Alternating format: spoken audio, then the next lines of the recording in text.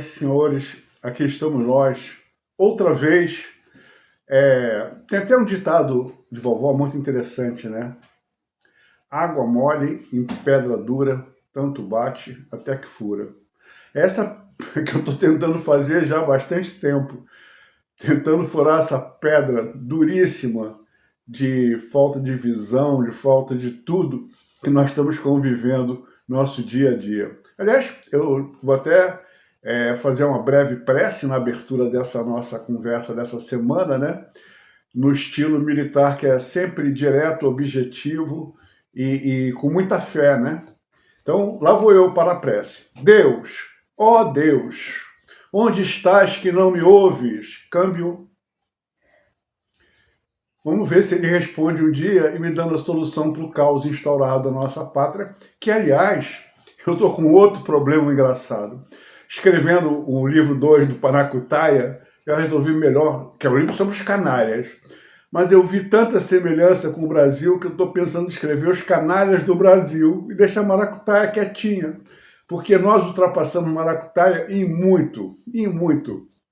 E não tem o que fazer. Eu acho que vou partir para essa linha de ação, de partir para o Brasil dos canalhas. Mas eu tenho um problema secundário. Eu tenho uma pessoa que me auxilia nessa parte gráfica, etc. Eu fiz assim, me faz uma listagem do quem você acha que é a canalha. É uma pessoa culta, inteligente, boa gente, disposta. E escreve os canalhas. Quando eu estava na folha 7.817, eu mandei parar.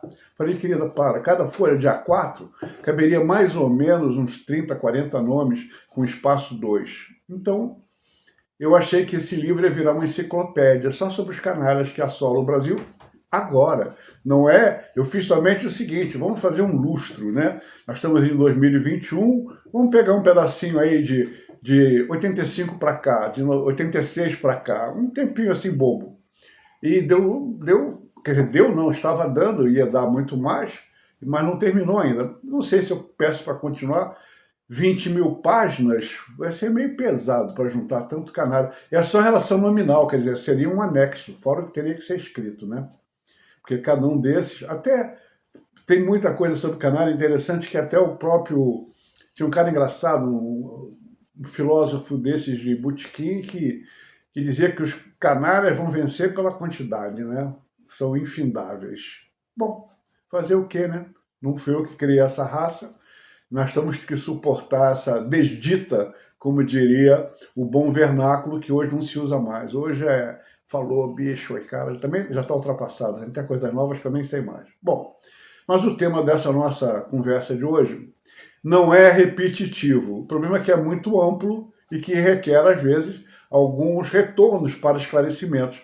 Eu tenho recebido muito questionamento nos grupos que eu tenho no WhatsApp, né, e no Facebook, e as pessoas estão cada dia mais, vamos dizer assim, afiadas, e com a visão boa e reagindo, uma coisa fantástica. Então, eu teria primeiro um recado para Bolsonaro. Bolsonaro, você está parecendo o Capitão Marvel. Capitão Marvel tinha um inimigo fidagal chamado Dr. Silvana. Ele era o Billy Batson, se eu não me engano, faz tanto tempo. E ele vivia as turras com o tal do cara que estava sempre aprontando uma sujeira, uma traição, uma molecagem, uma coisa qualquer para prejudicá-lo ou não deixar o Capitão Marvel, mas o Capitão Marvel sempre saía vencedor. E acredita nisso, você vai sair vencedor. Não se preocupe. É uma questão de mais tempo e menos tempo. Como você acha que fez a ZAO? Eu tenho a impressão que sim. Eu estava lá em 88, na Vila Militar, na primeira DE.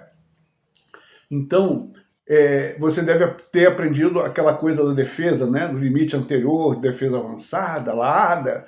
Aquilo ali é um limite que você tem que traçar. E a partir desse limite, ninguém mais pode entrar na sua posição. Estou te lembrando só, não sei se você foi MB na ZAO, mas o fato real é que tem que traçar um limite. Esse limite tem que ser traçado. Então, isso tudo é a introdução do bate-papo de hoje. O bate-papo de hoje vai versar sobre intervenção, aí coisa chata, toda vez esse cara fala isso. Eu não, vocês é que estão falando. Eu só estou explicando algumas coisas. Eu nem falo nisso. Então, veja só, intervenção e poder moderador, que ele acha uma coisa que existia desde a nossa tempo do Império, que era uma coisa boa. Dom Pedro II usou isso milhares de vezes com sucesso absoluto. Mas, no meu ponto de vista, na República Democrática, entre aspas, porque aqui não tem nada de democrático, muito pelo contrário, nós estamos vendo prisões sem causa, coisas do Arco da Velha acontecendo que lembram bem a mais ferrenha ditadura de esquerda implantada, e o pior de tudo é que ninguém diz nada, mas também é outro papo. Mas, vamos lá. Então, eu estava falando sobre poder moderador e sobre intervenção. O poder moderador, do meu ponto de vista, e se eu fosse alguma coisa, se eu tivesse algum poder, o poder moderador seria colocado na mão da justiça. Na mão da justiça. Eu sempre acreditei que quando você tem um aborrecimento, que você tem um problema, e você vai para uma ação do Juizado Especial Civil, uma ação de uma vara da Fazenda Pública, ou você vai para uma ação civil, qualquer lugar que você vá, se tiver um juiz honesto, que não seja corrupto, que não venda a sentença, competente, que tenha experiência de vida, para poder ver que a vida não é embaixo da toga, a vida é na rua, onde tem papel jogado no chão, o cara que cospe na coçada, que não sabe mão em contramão, pessoal mal educado, pessoal despreparado, um povo sem educação, tudo aparelhado. Então, um juiz que saiba das coisas, não é aquele juiz bobalhão que fica achando, porque eu e Deus todo dia conversamos, eu dou uma audiência para Deus, que maravilha. Então, sai fora, não é essa justiça que eu estou falando, que está tão em voga. Estou falando da justiça séria, aquela que os homens, sentados ali atrás daquela mesa, com um martelinho na mão, sabem das coisas. E aí, isso seria o que se chama de segurança jurídica. Tudo podia acontecer o que fosse. Quando o encarregado batesse o martelo, a coisa voltava para o lugar certo. Qual é o problema atual? Isso não está acontecendo. Isso não está acontecendo. E não é só no STF, que é o grande exemplo de tudo que não presta hoje em dia. Não é só isso. Todas as instâncias estão com esse tipo de problemas. E outra coisa, eu tenho acompanhado de perto, tem ocorrido nos juizados especiais civis, nessas varas do interior ou do cidade grande, sentenças absurdas, mas absurdas, sob o aspecto do que é certo e errado, sobre o aspecto do que a própria justiça devia fazer. Vamos falar assim, juizado especial civil. Tem lá um artigo que diz que as sentenças são sempre primárias, né? Deve ser resolvido em 15 dias. Demora um ano, até mais. E não tem solução às vezes. Aí os caras se perdem. Tem experiências. Vocês já imaginaram uma justiça, que é o poder moderador, que é o eixo de toda a estrutura da nação organizada, é a sua justiça? Você vai ver o seguinte, você entra com uma ação que o cara diz assim, esse contrato, não quero que a justiça defina se esse contrato que eu não assinei tem validade. Só isso, não pede dinheiro, não incomoda ninguém, eu não assinei, tem validade? Aí o cidadão juiz diz, tem. Tem validade como? Não interessa, você tem que pagar, você tem que fazer, você tem que cumprir todas as regras do contrato, mas eu não assinei, problema seu. Então, não é brincadeira não, isso não é folclore. Não é folclore, isso é verdade. Verdade parcial, mas é verdade. Era um contrato que tinha 2 páginas, a página principal que dizia todas as condições não foi assinada porque os caras disseram que iam mandar depois e nunca mandaram. A primeira é aquela que diz assim, dá a data e tem 2 artigos, tipo assim, se correr o bicho pega, se não correr, e acabou. Mas aquele que tem 20 artigos não foi mostrada nem vista. E aconteceu exatamente isso. Eu posso passar 1 hora aqui citando absurdos, mas eu não vou citar absurdos que eu vou fazer 1 hora, vou fazer 1 ano de absurdo.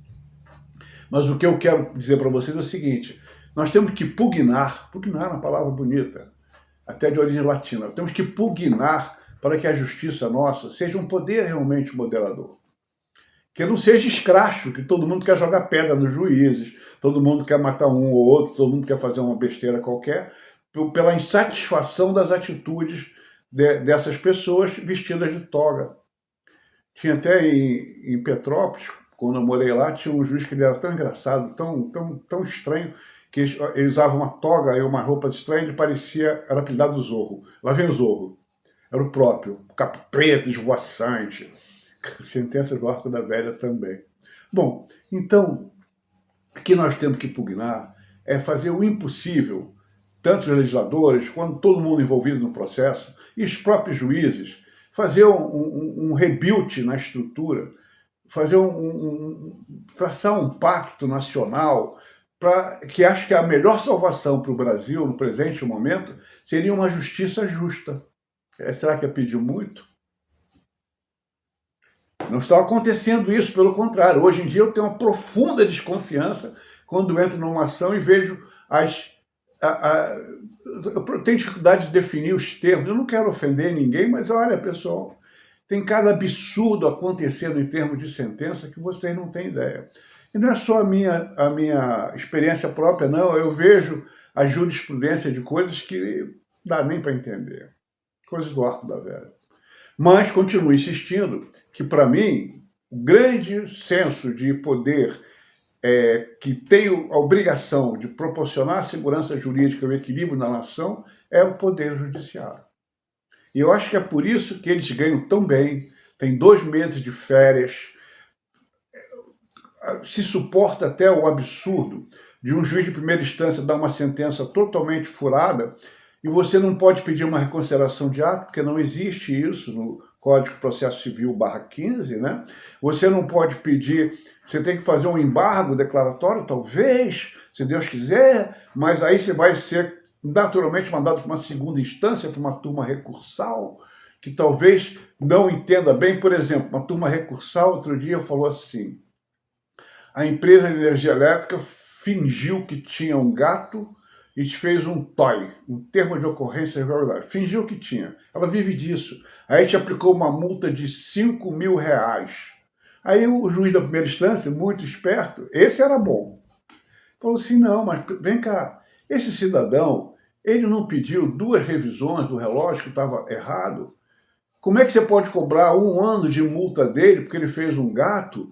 E se ele, há 3 meses atrás, vocês inspecionaram o relógio dele e disseram que estava legal? E inspecionaram 6 meses atrás, disseram que estava legal. E vocês, que no final, vocês roubaram o cara. Ele foi, na verdade, foi roubado, porque se vocês disseram que estava legal, o relógio estava legal, não tinha problema nenhum, as contas eram absurdamente altas. Aí um belo dia vocês vão lá fazer uma inspeção que ele pediu e disse que tinha um gato. Ora, se tinha um gato, ele não tinha que estar reclamando, porque a conta era 0, ou quase nada. E não era o caso. Aí esse juiz da primeira instância falou isso. Aí essa empresa, que está dentro do meu livro, do Rol dos Canárias, recorre. Mas ela recorreu, sabe por quê? Porque ela tinha um lucro no trimestre só de 749 milhões. Lucro líquido. Pobre coitada. Era R$5.000 que estava em jogo. Porque o juiz fez o seguinte, mandou anular o TOI e 5 mil de danos morais. Esse juiz que deu danos morais, ele é um cara que devia ser STF. Ele entendeu o seguinte, quando vai uma viatura daquelas safadas da empresa de energia elétrica para na portão da tua casa, a vizinhança toda vai ver o que é. E é dano moral. Quando o cara diz que você roubou energia, todo mundo sabe. E na sua conta de ver, vem assim, você roubou energia, você tem que pagar tantos R$1.000 para mim roubar. Isso não é aborrecimento. Aí o cara na turma recursal diz assim, isso é mero aborrecimento. Aí você fica pensando que moral que a justiça tem, qual é a vivência que ele tem para atribuir um absurdo desse tipo. É como se eu chegasse lá e disse, juiz, você é um ladrão. Ele vai me processar, vai mandar a polícia querer prender, vai fazer um escândalo. Mas foi o que a empresa fez com o tal cidadão. Chamou de ladrão. O juiz falou que não era ladrão, mas o outro diz que isso não aborreceu ele não, que ele pode ser chamado todo dia de ladrão, que não tem consequência. Eu estou falando essas abobrinhas aqui, é para vocês entenderem que se nós não tivermos um sistema judiciário totalmente organizado, bem montado, com gente competente, eu não faço questão de que recebam bem dinheiro, não faço questão que tenham 2 meses de férias, que tenham 1 milhão de recessos, que ganhem um monte de gratificação, que tenham auxílio de educação para os filhos, auxílio de educação para outros, tenha o diabo, mas que seja bom. Pelo menos que se exija desse funcionário público, nessa área, bom. Por que a gente vai pagar um monte de dinheiro por umas porcarias que tem por aí? E isso porcarias grandes, médias e pequenas. Então, isso é uma solução. Por que eu falei primeiro nesse aspecto do judiciário como poder moderador? Para não ter que falar em intervenção. que todo mundo está babando com a palavra e com essa perspectiva. Ah, queremos 7 de setembro. Como não fizemos uma intervenção no dia 8? Ah, meu Deus, que tristeza. O problema todo, meu povo, é que os caminhos têm que ser colocados no devido lugar. No devido lugar. E estou achando que está havendo uma total falta de atenção dos governantes em relação ao que está acontecendo. Há uma campanha de comunização no país orquestrada pela esquerda. A sério, não é brincadeira. Teve um canalha que ontem, invadiu a Bolsa de Valores de São Paulo e falou: agora vou invadir tudo. Sou contra Bolsonaro. Vou invadir a Bolsa de Valores, a Bolsa sem valor, a Bolsa dos outros, como os comunistas fazem. Vou invadir, vou quebrar, vou destruir. E ficou por isso mesmo. Não ouviu um protesto de nenhum órgão judicial, como não acontece quando alguém, um Eustáquio da vida, um Joaquim da outro, fala alguma coisa, todo mundo, que absurdo, não pode falar, não pode fazer. Mas assaltar e roubar e entrar na Bolsa e destruir, pode. Bolsa de Valores, hein? São Paulo, ontem. Então, nós estamos vivenciando um caos que tem que ser estabelecido um limite para suportar isso. E aí entra o tal da intervenção. Eu prefiro que haja, não uma intervenção, mas uma tremenda estruturação do sistema judiciário nacional. E que ele tenha força e poder para poder exatamente definir o que é certo ou errado. E se sabendo nós, intimamente, porque não pense que o brasileiro, ou que nós, cada cidadão, é burro. Nós temos o sentimento do que é certo e errado, dentro da gente. O cachorro tem, você dá um pão para um, não dá para o outro, ele fica te olhando com cara de que, pô, você é injusto, hein? E outra coisa, esse negócio de justiça é tão sério, que quando você vê o cara, a polícia matou meu filho, meu irmãozinho, meu cachorrinho, meu tio, meu primo e meu avô. Ah, o que você quer? Eu quero justiça. Olha só, isso é natural, isso é inato, isso está no coração de todo mundo sabe o que é certo e o que é errado. Mesmo o mais empedernido criminoso, ele sabe quando ele faz uma coisa errada, que ele está fazendo uma coisa errada. Ele não faz aquilo por emoção, porque ele é maluco, padrão aquele que tentou assassinar o presidente. Ah, eu sou maluco. Tu é maluco, mas não fez questão de estar cheio de dinheiro na conta, 5 celulares, 10 advogados, 2 carrões, um avião, um helicóptero. Mas então, esse é o aspecto fundamental do processo. Voltamos então. Vamos fazer de conta que a justiça continue como está hoje, o caos instaurado. Caos instaurado sobre todos os aspectos. Você não tem a quem recorrer. Você não tem a quem recorrer. Você recorre à instância seguinte, ela te dá uma butinada maior. Você corre para outra, te dá uma butinada maior. E você chega ao ponto de não ter confiança. Eu vi um camarada dizendo, outro dia no fórum, pô, vou fazer justiça com as próprias mãos. Esse cara me roubou, matou, fez, está solto. Solto. E outra coisa, está ainda cheio de proteção do Estado. Agora eu perdi a mulher, meu carro foi roubado, o cara tentou fazer o diabo dentro da minha casa, está solto. Que justiça. Não, aí o cara da justiça fala, mas as leis... Por que então a justiça não cumpre as leis? Está ali. Cumpre a Constituição, o STF, campeão mundial, desobedeceu a Constituição. Então é só se cumprir as leis. E se as leis não são boas, que a justiça tenha poder para pedir aos governantes que modifiquem a lei. Tipo aquela lei que eu falei semana passada, imbecil, aquela lei imbecil do CONTRAN e Código de Trânsito Brasileiro, coisa de retardado, escreveu e assinou, e todo mundo aceita. Olha, mesmo que a multa não seja sua, você será vinculado ao seu carro, você será responsável por ela. Caramba, quer dizer que eu vou ser responsável por algo que eu não cometi, simplesmente porque eu tenho um carro, então cobra do carro, canalha. Vai lá, bate na porta do carro, seu automóvel, me paga. Se a multa do carro não é minha. Imagina vocês em que nível que nós estamos vivenciando. Esse é o padrão de Brasil hoje. E é por isso que meu livro está com 300 páginas. Esse do Brasil canalha. Por essas e tantas. Voltando à vaca fria da intervenção. Existe uma centena, vou dar umas sugestões de intervenção.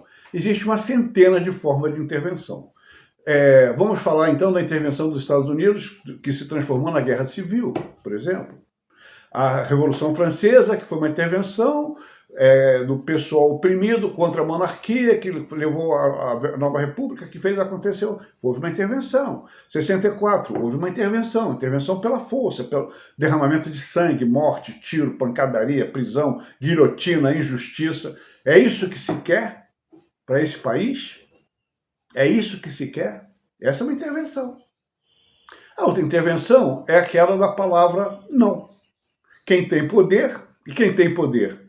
Quem está segurando o escracho do comunismo da Venezuela, onde se come rato roubado do lixo? Porque se não for do lixo, ele é bom ainda.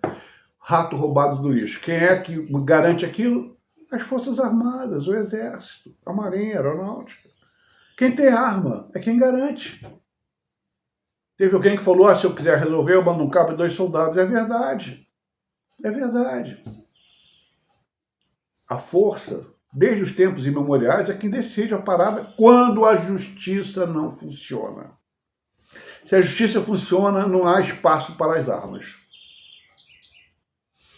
Não cora o livro de ombrear com sabre, não cora o sabre de chamá-lo irmão. Olha só. Não cora o livro de ombrear com sabre. Não cora o sabre de chamá-lo irmão. O livro é a justiça, o livro é a sabedoria, o livro é o saber. É isso que nós estamos precisando aqui, de saber, sabedoria, de inteligência, capacidade, honestidade, integridade, lealdade, legalidade. Eu tenho absoluta certeza que grande parte da justiça está totalmente perdida quanto a esses parâmetros. Se tem cara bom, eu vi uma meia dúzia de 3 ou 4 excepcionais, cara, que eu tirei o chapéu. É brincadeira. Tranquilos, ponderados, educados, finos, competentes, atenciosos, humildes. Humildes, eu nunca vi juiz humilde, humildes. Camarada, super educado, super tranquilo. Virei fã de carteirinha. E são caras que eu nunca vou me esquecer das atitudes deles, das posturas. São pessoas, são gente. Então, voltando à vaca fria, novamente da tal da intervenção, a intervenção, ela pode ser feita com um não. Você tem um poder, então você chama, o cara diz assim, olha, eu vou fazer isso porque eu quero fazer. Aí você diz para o cara mansamente, não. Ele vai entender o recado. Se ele fizer, ele vai levar uma cacetada de tal ordem que ele nunca mais vai fazer aquilo. Tipo o Velho Oeste. O xerife dizia assim para o camarada, deixa as armas no balcão do bar, ninguém armado. Aí o cara, eu vou deixar a minha não. O cara, bom, resolveu. A força, o poder. É o poder. Quem tem o poder é quem tem as armas. Agora, existem outros poderes. E que esses poderes não podem abrir mão do seu poder. Esse que é o grande tchan do processo. Grande tchan do processo. Então, nós temos aqui nessa conversa informal, nesse bate-papo alegre de domingo, muito tranquilo, nós temos que, de alguma forma, dentro das grandes manifestações, do grande apoio que se dá ao presidente, qual o problema do presidente? O presidente está totalmente maluco. Qual o problema dele? Ele quer transformar esse país num país feliz. O que é um país feliz? Um país feliz é que todo mundo é assistido, todo mundo tem apoio, as leis são melhoradas, todo mundo tem direito. Teve um retardado de um presidente aí, que Deus o mate, um retardado de um presidente que disse assim, ninguém pode usar arma no país.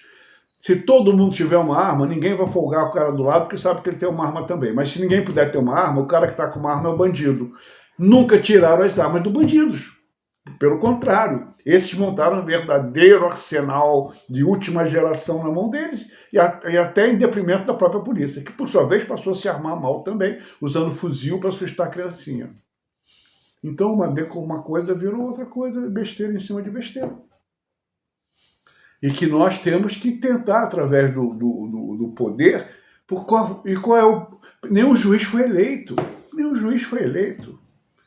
Bolsonaro teve 50, 60 milhões de votos. Há uma diferença brutal em termos de quem é quem nesse processo, né? A diferença é brutal. O xerife nos Estados Unidos é eleito também. A polícia é eleita. Todos são eleitos. Pode fazer o cursinho, faz tudo, mas tem eleição. Bom, para xerife, delegado, etc. Bom, então, meu povo, meus amigos, olhem só, intervenção, vocês têm que definir o que vocês querem realmente. Se querem uma sangrenta, padrão o que houve, se vocês querem uma do não, aí digam para o governante que ele vai ter que dizer não e comecem a apertar ele para ele dizer não, né? Não adianta ficar com a defensiva assim, o inimigo me atacou, eu recuo um pouquinho, vou ficar em dispositivo de expectativa, que o inimigo vem, aí eu fico aqui, aí eu pego ele. Não vai ganhar guerra na defensiva. Todos nós sabemos disso. Guerra só se ganha no ataque. Imagina a linha Maginot na França, belíssimo exemplo, guerra perdida na defensiva. Milhões e milhões e milhões de francos gastos, centenas de milhares de militares dentro da linha Maginot imensa, e aí em uma semana o alemão estava passeando de blindado embaixo do Arco do Triunfo em campo de Champs-Élysées. E aí estamos nós, vendo o que dá a defensiva, o conceito da defensiva. Ou parte para o ataque, ou vira a mesa. Não tem outra solução. Não para nós, nesse país, nesse estado atual. Vocês querem ver? Eu vou terminar essa conversa dando um exemplo totalmente retardado para vocês poderem jogar pedra depois. Uma pessoa muito querida, minha amiga, comprou um carrinho. Aí ela juntou 10 anos de economia e comprou um carro. O máximo que eu consegui comprar foi um Fiat 2013, os pneus carecas. Bom carro. Aí juntou todo o dinheiro, aí levou a paulada número 1. O carro com o papel 2021 já pagou um monte de taxa, 200 cacetada para o Detran, mas nesse carro, como vai transferir de dono, tem que pagar mais R$159 para levar para uma vistoria, que só pode marcar depois de pagar. Coisa de bandido. Aí ela pagou 241, o antigo dono, para poder transferir, receber o que agora era verdinho, agora é branquinho, uma folha de A4 cheia de bobagem, por R$241. E vai ter que pagar mais 159 para fazer. Mas aí vai ver que as placas não são Mercosul. Aí troca a placa Mercosul. Então, quando terminar essa palhaçada toda, para botar o carro em nome, vai se custar uns quase 500 ou mais reais. Como se tivesse. E é esse tipo de coisa que Bolsonaro está brigando para fazer, como quis tirar aquela vergonha daquele seguro obrigatório que era a maior mamata, todo mundo mordia e ninguém resolvia nada, porque as regras eram tão canárias que para você fazer jus àquilo, você tinha que praticamente estar morto. Se não tivesse morto, você tinha que sair direto para um hospital público. Aí não iam pagar porque o hospital era público, você não tinha despesa. Se fosse um particular, ninguém autorizou. O fato, para você receber, era uma paulada. Mas tinha um monte de corrupção no meio, um monte de cara que nunca teve um acidente que recebia a grana do seguro. Excelente. Acabou com isso, tentou acabar de tudo que é jeito. Diminuiu a quase nada, voltou para... fez um monte. Esse é o problema de Bolsonaro, ele quer fazer coisas boas para todo mundo, sem demagogia, sem pensar em nada, sem demagogia. Vai comer pastel na rua em Nova York, pedir cachorro-quente na barraquinha. E tirou a excelência do nome dele, não é mais excelência Bolsonaro, é o senhor presidente. Esse que é o problema todo, nós estamos nas mãos de algo que pode ser muito bom. E não está sendo porque não estão deixando ser, e quem tem que ser não está fazendo por onde para continuar sendo. Esse que é o problema. Mas eu falei em coisas absurdas. Eu vou falar uma coisa que eu tenho ódio visceral, chamado cartórios. Foi pior, antigamente era de pai para filho, e agora é de pai para filho também, mas já tem eleição, tem umas embromações para parecer que não é tanto assim, mas é uma vergonha. Olha só, meu povo, cartório, está aqui. Olha só que escracho. A pessoa foi lá, essa mesma pessoa foi lá no cartório para fazer a transferência do carro. Como um país de desonestos, de bandidos, como o Brasil é, e o Detran é o campeão mundial, todo bandido desconfia de todo mundo. Então, como ele é cheio de roubalheira, ele acha que todo mundo vai roubar. Então, te obriga a ir no cartório, o vendedor e o comprador. Vão para o cartório. Aí chega lá, o cara do cartório atende mal, você espera um tempão, diz assim, o senhor tem firma aqui? O cara fala, não quero firma, eu quero ter identidade aqui, minha está aqui, tem fé pública, está escrito aqui que tem fé pública, me dá aí o cara assinar esse papel aqui da transferência do carro. Não, senhor, o senhor tem que fazer a firma aqui, se eu não tiver a firma aqui, o senhor eu não posso fazer nada. Olha o nível de safadeza. Aí o cara vai e faz assim. Custas, olha só, descrição, autenticação e abertura da firma. Abertura da firma. Então o cara primeiro vai abrir a firma. Custas R$13,56. Arquivamento. Para ele pegar aquele papelão que ele escreveu, que o cara assina, que eles não fazem nada, quem assina é o próprio cara, R$11,63. Para arquivar. Olha só. FETEGES, Rio de Janeiro, R$5,53. Fundarge, R$1,25. Fundapem, 1 e tanto. Funperge, outra vez, R$1,25. Esse Funperge está em toda. Fundo, 2%, 0,27. Não sei o que lá. Total, R$35,31 para fazer um papel que você preenche. 35, está aqui, ó. Não é historinha, não. R$35,31. Bom, aí você fez a abertura, não foi isso? Beleza, maravilha, está resolvido. Não, agora você vai pagar, porque eu vou dizer que a assinatura que você fez aqui, baseado na sua identidade, eu vou reconhecer e vou autenticar a sua assinatura. Aí vem para cá. Custas R$6,25, mais FEC, mais R$1,25, mais FUVEST, 0,25, mais 0,31, mais fundo, mais 2%, mais 8,81. 8,81 para dizer que aquilo que você fez na cara do sujeito lá, com a sua identidade na mão, ele vai autenticar o que você fez, ele fez e arquivou. Aí depois você tem o reconhecimento da firma. Olha que bacana. Você fez aquela palhaçada de fazer a ficha, ele autenticou a sua ficha, cobrou mais um tanto, e agora ele vai reconhecer a sua firma no documento de transferência do carro, no certificado de registro veicular, CRV.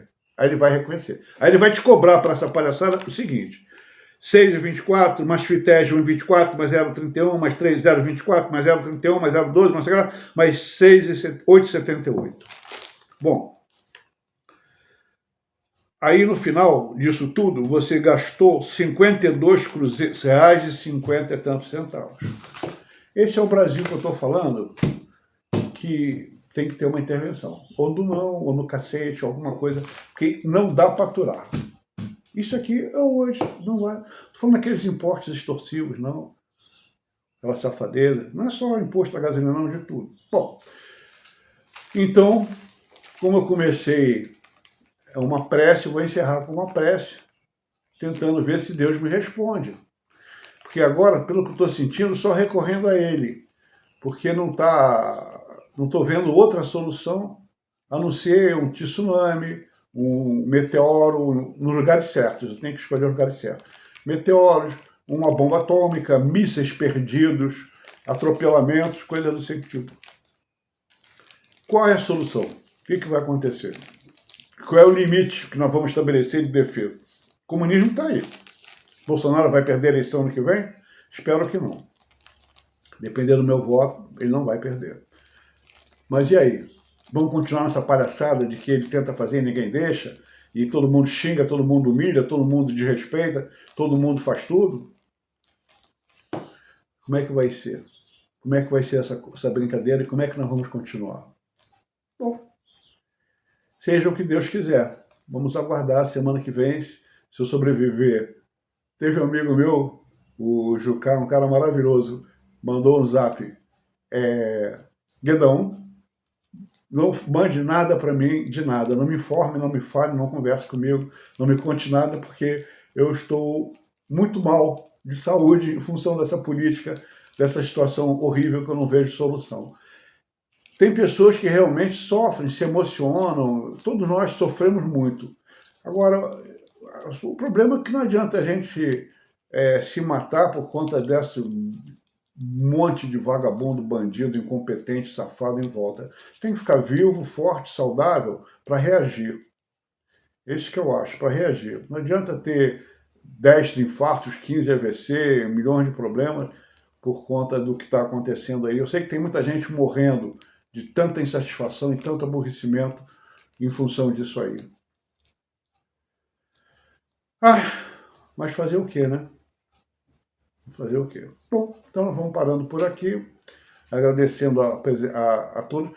Uma coisa desagradável, a gente coloca muita coisa aí, fala, aí você, eu sempre falo isso, aí você olha um site cheio de porcaria, de pornografia, de besteira, milhares de compartilhamentos, milhares de visualizações, e a gente está brigando aqui por um Brasil maior para os filhos, netos e amigos, e está todo mundo procurando ver porcaria. Que país é esse, hein, meu povo? Tá bom. Muito obrigado, se tudo correr bem, Deus permitir. Até a semana que vem. Fiquem com Deus.